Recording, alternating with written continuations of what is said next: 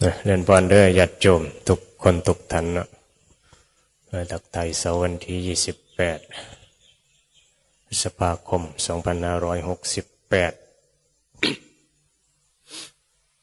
เนี่ยมื้อนี้ก็มีนัดเนาะไปหาหมอละไปเจาะตาเอาน้ำในตาว่าหมอว่าน้ำในตาแล้วมันเข้าไปได้น้ำในตาเจาะน้ำในตาของคนก็มีทุกคนนั่นแหละแต่ว่าก็น้ำตาเนาะน้ำตา มีน้ำตาออกกันทุกคนนั่นแหละให้อะไรให้เกิดมาก็ให้มีน้ำตาออกอันนี้มันเป็นโรคตาอะไรมันมีน้ำอยู่ข้างในตาป่ะมันไม่ได้เหมือนน้ำตาออกเวลาให้ก็เลยต้องไปหาหมอเอาตาน้ำในตาออกตรวจมา3 เทื่อละบอกว่ามั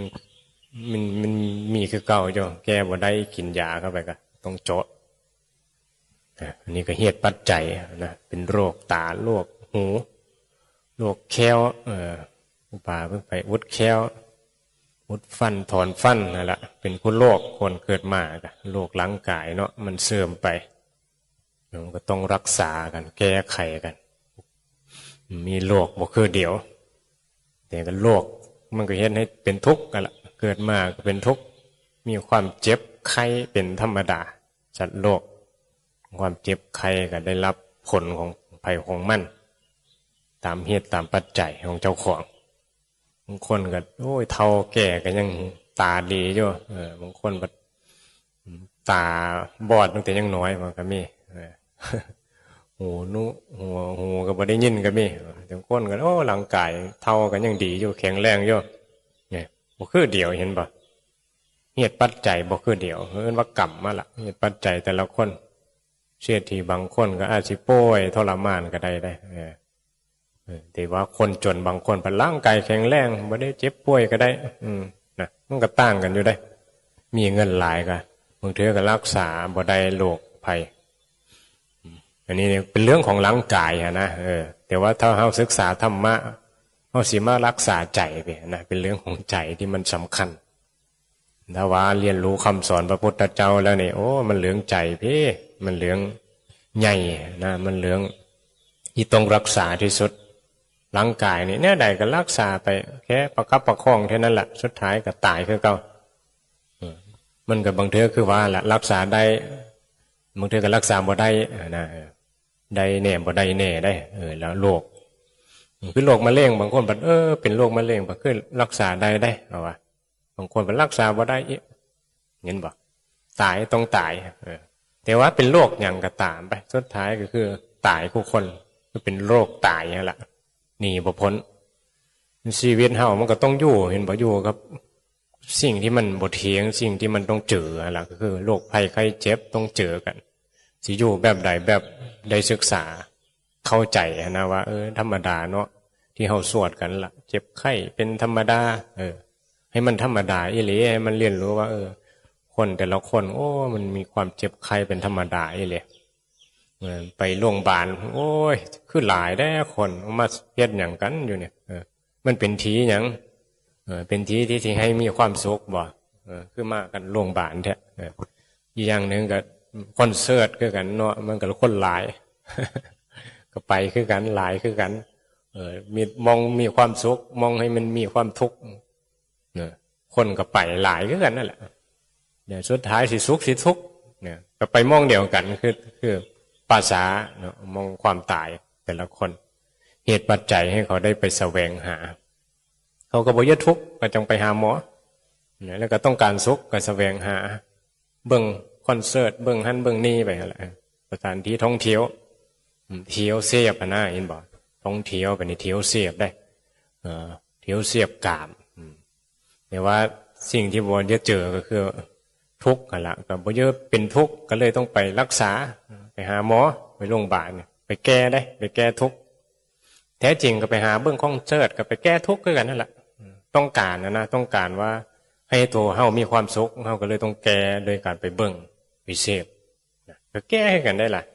ไม่ได้แม้ให้ไปว่ามันบอกแกทุกข์แกใจที่มันดิ้นรนมันจะไปเบิ่ง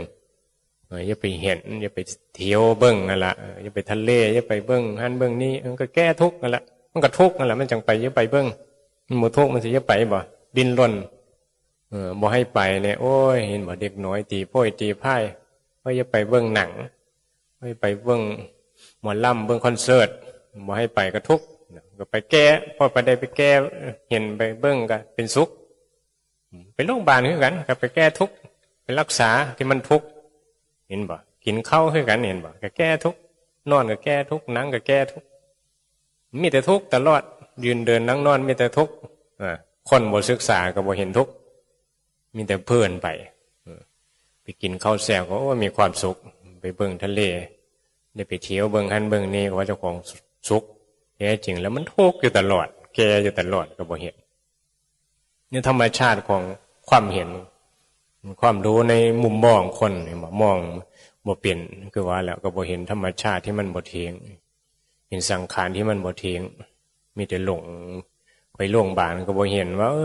เขามากันอย่างกันวะเขามาแก้อย่างกันแก้ทุกถอนแค้วเจาะตาก็บ่เห็นว่ากูทุกกูดีแล้วก็ดีใจเพราะว่าเพื่อนไปประมาทชีวิตหูจักใส่ชีวิตให้มันเรียนรู้ที่จะอยู่ในปัจจุบันยังฉลาดยังเข้าใจยังหนุ่มยังสาวกับแห้งประมาทเห็นบ่ไม่ได้เจ็บเด็กเท่ากับแห้งประมาทอันนี้เท่าแก่มากพัดมันก็มีสติปัญญาท่านอยู่บ่มันบ่ท่านแล้วมันบ่ได้ฝึกมาความเจ็บมากก็ทุกข์อดโอยความตายมากก็ทุกข์อดโอยความพัดพลาดมาก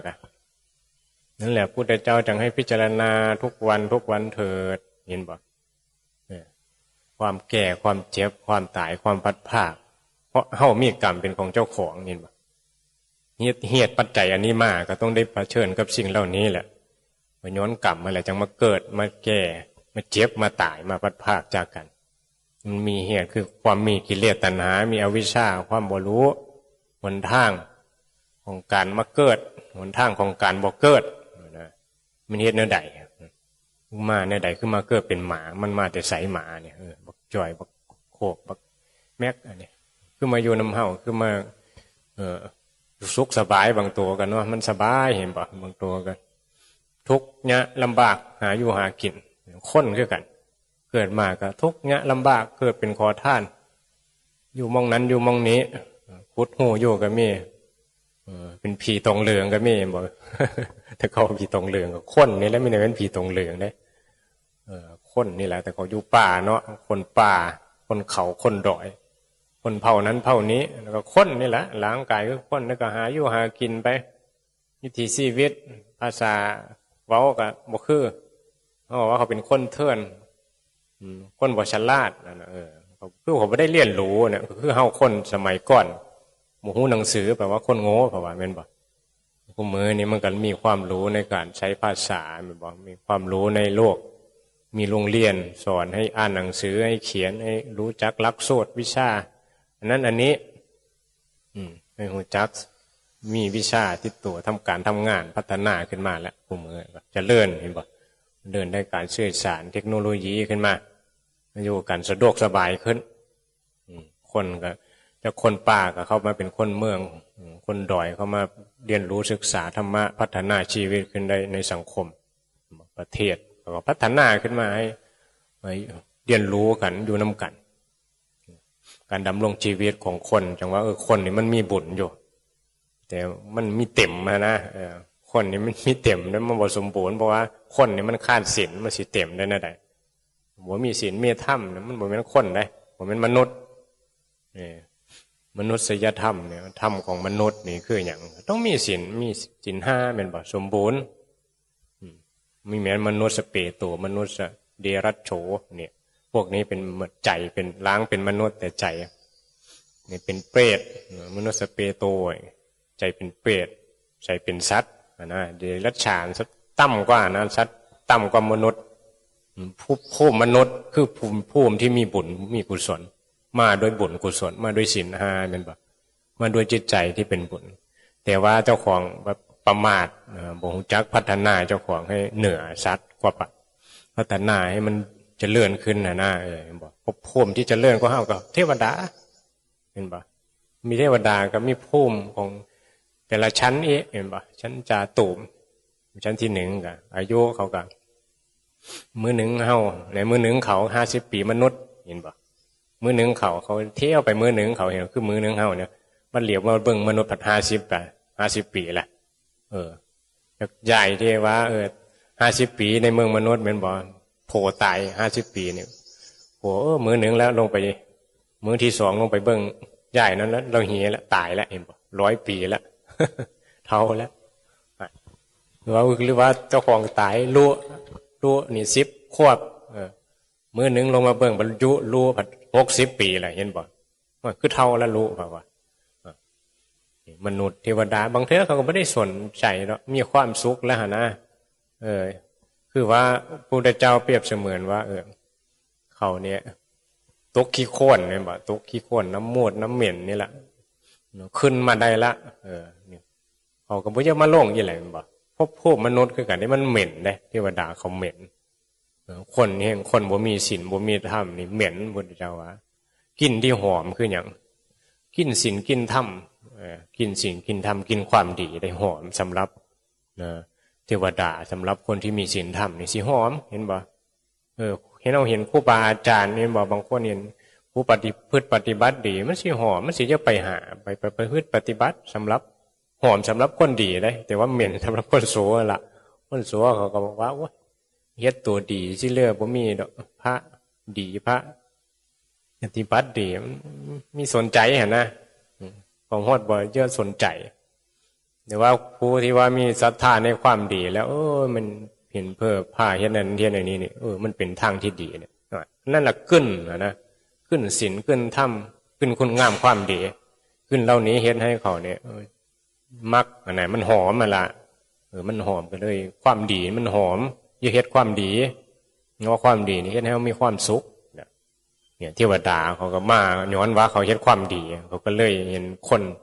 ที่ประพฤติปฏิบัติดีมีศีลมีธรรมมันก็หอมเนี่ยพุทธเจ้าว่านี่แหละขึ้นนี่แหละ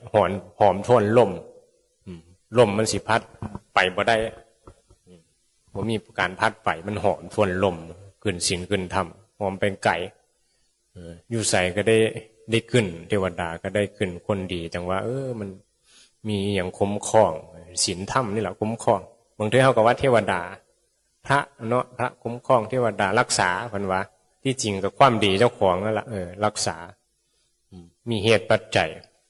ให้อยู่รอดปลอดภัยจากพยันอันตรายใดก็ย้อนเหตุปัจจัยของเจ้าของมีพระคุ้มครองกับพระคือจิตใจเจ้าของนั่นแหละเทวดากับใจเจ้าของเป็นเทวดาคุ้มครองใจ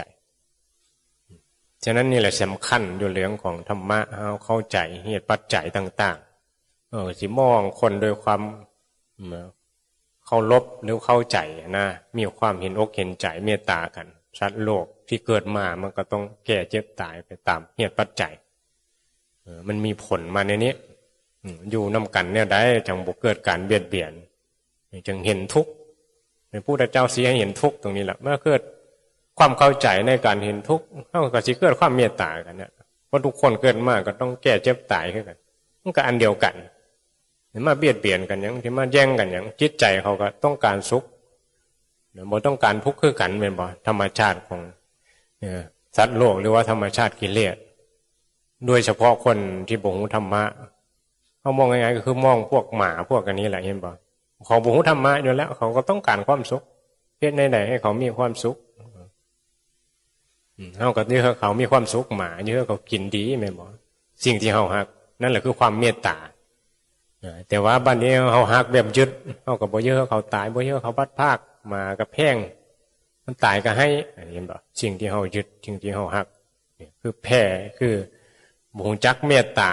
ที่ถือต้องนะคือบ่วางเฉยบ่มีความอุเบกขาบ่มีธรรมนี่แหละมันก็เลยกลายเป็นความทุกข์ฮักก็ฮักด้วยความทุกข์เพราะฮักด้วยความยึดบ่ได้ฮักด้วยความเข้าใจในความพัดภาคในความวางใจให้มันเป็นอุเบกขาบ่มีธรรมนั่นแหละเห็นป่ะพระพุทธเจ้านี่โอ้ยมันมีธรรมะครูบาอาจารย์พระอรหันต์สาวกทั้งหลายเนี่ยเมตตาโอ้ยจิตใจเพิ่นเต็มไปด้วยความเมตตาทั้งนั้นล่ะ แต่ใจเพิ่นก็เต็มไปด้วยธรรมะคือว่างเฉยคือกันผู้ใดสอนใดเพิ่นก็มีเมตตามีญาณเลี้ยงเบิ่งไปสอนไปโปรดผู้นั้นผู้นี้หูว่าผู้นี้สะสมบุญมาแล้วมีบุญพอสอนได้พอบ่ได้ส่วนให้บวชได้เพิ่นก็ไปส่วนบวชไปส่วนประพฤติปฏิบัติธรรม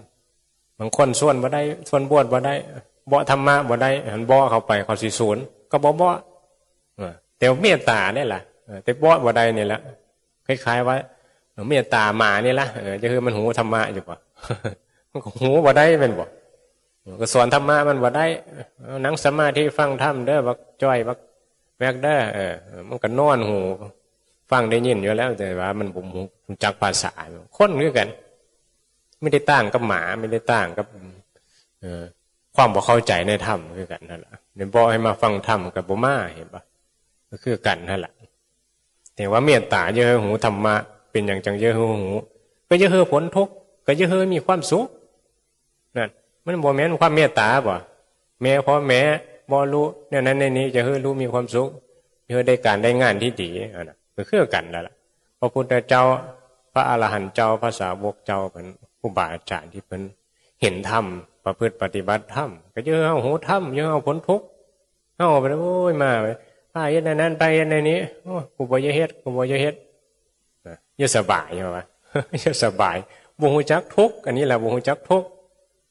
กินข้าวคู่มื้อก็บ่ฮู้จักทุกข์ไปโรงพยาบาลก็บ่เห็นทุกข์ไปเบิ่งคอนเสิร์ตไปเบิ่งหมอลำก็บ่เห็นทุกข์บ่เห็นว่ากูทุกข์กูจังมาเบิ่งกูทุกข์กูจังกินข้าวกูทุกข์กูจังไปเที่ยวก็บ่เห็นนี่บ่ก็มันทุกข์แล้วมันจังไปมันทุกข์มันก็อยู่ซื่อๆแหละมันก็สงบแหละนี่สงบด้วยกิเลสนี่เห็นบ่มันบ่ได้แสวงหาเยื่อมาเสียบเนี่ยวันนี้แหละพระอรหันต์เจ้าน่ะไม่ได้แม่นโอ้ยอย่าไปเบิ่งอันมันมีความสุขใช่ไปกินอันนั้นจึงมีความสุขพระอรหันต์เจ้าเพิ่นอยู่ซื่อๆอยู่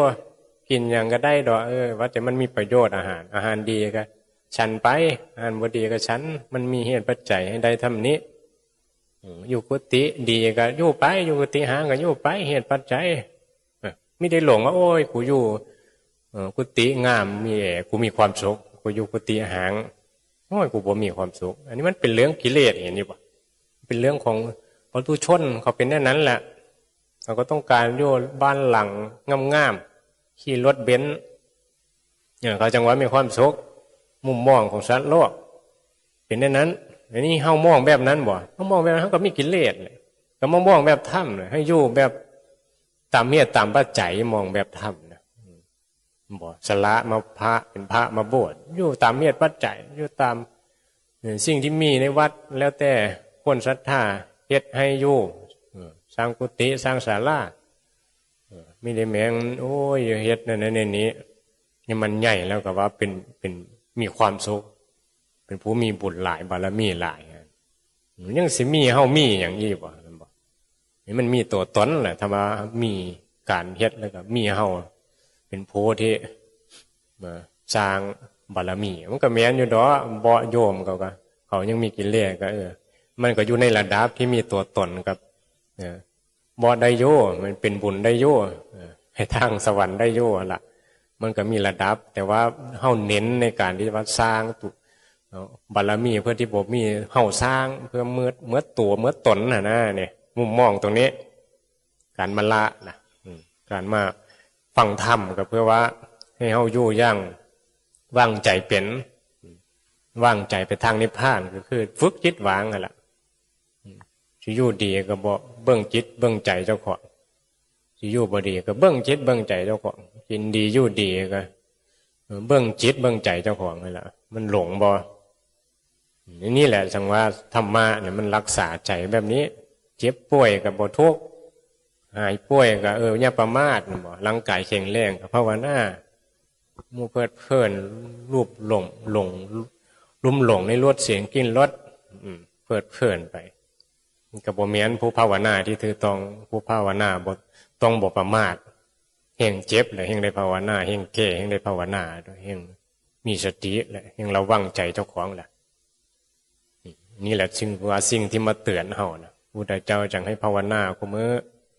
แก่เจ็บตายมันก็แก่เจ็บตายกันทุกคนนั่นแหละเขามาเว้าเจ้าของแก่บัดทุกข์คนที่เว้ากันนี่แหละแก่ ยังละตายคือกันนั่นแหละ หรือว่าบางเทื่อเขาอาจสิบ่แก้ก็ได้คนนุ่มๆมาผมสาวๆมาบอกยายแก่ไปเข้าวัดเจ้าเขายังละแก่หรือว่าเขายังบ่แก้ก็ได้เขาอาจสิตายก่อนเฮาก็ได้คนที่เว้าน่ะเห็นบ่หนุ่มสาวก็ตายก่อนบ่ได้แก้ก็ได้นี่แหละชีวิตเฮาก็ต้องเรียนรู้ว่าถ้าแก้เป็นธรรมดาเขามาเว้าก็ตื้อต้องของเขานี่เป็นทุกข์เฮ็ดหยังนี่มีการมองในธรรมมันก็มีปัญญาเห็นบ่เขาเข้าใจว่าสัมมาทิฏฐิก็คือความเห็นก็คือมุมมองนั่นล่ะความเข้าใจนั่นล่ะอย่าเฮ็ดในเฮานี่วางใจเปลี่ยนอันนี้มันมีแต่ความเห็นผิดมันมีมุมมองบ่ถือเยอะเขาแต่ส้มเจ้าของคนในโลกนี่นะเยอะแต่เขาแต่ย้องเจ้าของว่าดีแม่นบ่นี่แหละมันหลงไปในทางที่ว่ามีตัวตนนั่นล่ะต้องการปรารถนาความสุขเห็นบ่คนทั้งหลายจังแสวงหาเหยื่อกันมันสร้างขึ้นมานี่มันดีๆก็ดีอยู่หั่นล่ะแต่ว่าอย่าหลงนะนี่แม่นว่าพัฒนาขึ้นมาบ่ดีได้วัตถุต่างๆความสำคัญคือมันไปยึดไปมีนะไปเสพไปเอามาเป็นตัวเป็นตนตรงนี้ละคนจังว่าขาดศีลขาดธรรมขาดท่านธรรมะขาดความเข้าใจในสังขารที่มันบ่เที่ยงต้องพัดพลาดแล้วคนทั้งหลายหูจักการอยู่กับสิ่งที่มีแล้ววันหนึ่งต้องพัดพลาดเขาก็สิบ่เป็นทุกข์หลายบ่กังวลหลายนะโดยเฉพาะร่างกายนี่แหละจิตใจเขานี่แหละมันยึดร่างกายว่าตัวตนนี่แหละมันก็เลยเป็นทุกข์นี่เหตุปัจจัยต่างๆมันบอกเข้าใจมันก็เลยมีเหตุให้เขาไปยึดเพราะมุมมองบ่ถูกต้องในหลักธรรมนั้นเข้ามาฟังธรรมก็เพื่อว่าทางมุมมองสร้างความเห็นนี่มันถูกต้องเป็นพื้นฐานการทำบุญก็สอยเลอกันไปเห็นบ่สิ่งที่มีเนี่ยขุมทรัพย์ที่แท้จริงเนี่ยบ่ได้แม้นว่าสะสมไว้ได้ขุมทรัพย์แท้จริงนำมาเพื่อ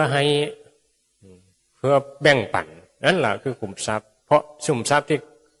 ที่ให้ที่แบ่งปันคือความสุขคือการให้แม้นความสุขคือการเอาแม่นบ่การได้สอยเหลือกันให้คนอื่นมีความสุขนี่คือขุมทรัพย์ที่แท้จริงขุมทรัพย์ของปัญญาขุมทรัพย์กำลังกายเอามาสอยเหลือแบ่งปันกันเห็นบ่ละว่านกันเฮ็ดหน้าดำหน้าสอยเดี๋ยวมันมีความสุขคนเห็นบ่สอยเหลือสามัคคีกันยังเก็บแห้งไว้กูขี้ค้านกูบ่ซอยมีกำลังก็เห็นบ่บ่ฮู้จักแบ่งปันกำลังหนุ่มกำลังสาวมีก็บ่ซอยคนเฒ่าคนแก่ยูรถเข็นยูอันนั้นซอยอันนั้นซอยอันนี้อันนี้บ่เฮ็ดให้คนมีความสุขมันละแม่นขุมทรัพย์ที่แท้จริงบ่นี่เนี่ยจังว่าขุมทรัพย์ของพุทธเจ้าขุมทรัพย์ปัญญาเพิ่นมาถ่ายทอดเฮ็ดให้คนพ้นทุกข์ให้คนมีความสุขคือสิ่งที่เฮาควรเรียนรู้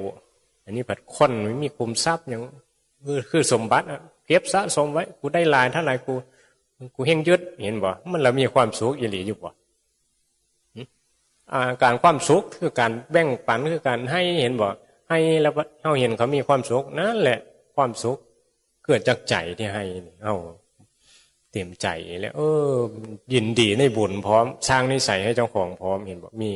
การแบ่งปันช่วยเหลือเห็นบ่สังคมมันก็อยู่ได้ด้วยการแบ่งปันสร้างถนนหนทางสร้างโรงพยาบาลสร้างโรงเรียนเนี่ยเป็นย้อนว่ามีขุมทรัพย์มันทำประโยชน์ให้คนมีความสุขนั่นแหละความสุขที่แท้จริงเศรษฐีเนี่ยคนบ่มีการแบ่งปันนี่หาความสุขได้ยะในชีวิตบ่สู้เศร้าให้เศร้าหน้าที่หูจักแบ่งปันช่วยเหลือกันแม่นบ่ทั้งกำลังกายแบ่งช่วยเดียวเฮ็ดให้หน้าคือแต่ก่อนนะบ่ต้องใช้เงินแบ่งปันรอยยิ้มแบ่งปันกำลังอาหารมีน้อยก็แบ่งยังแบ่งกันเห็นบ่ผู้มื้อนี่คนก็นี่แหละสื่อโลกมีแต่สอนให้เห็นแก่ตัวกันเห็นคนในเมืองบ่ฮู้จักกันข้างๆเฮือนนี่บ่ตึกแถวนี่ห้องเสาสันลำมันต่างคนต่างอยู่ได้หยางสวนกันอยู่ได้จัดอยู่ได้บ่ฮู้จักกันฮู้จักว่าซื้อเดี๋ยวไปอยู่กรุงเทพไปอยู่รองเบิ่งต่างคนก็ต่างอยู่ตื่นมาก็ไปแล้วกลับมาก็ดึกตัวไผตัวมันเสียงดังโวยวายก็รำคาญก็ทนเอาว่าบางทีทนไม่ไหวก็หายเดี๋ยวค่าเดี๋ยวเห็นบ่ชีวิต ตัวไผ่ตัวมั่นเนี่ยบอกมันก็มีอยู่เราตัวไผ่ตัวมั่นกรรมไปกรรมมั่นก็ว่าละ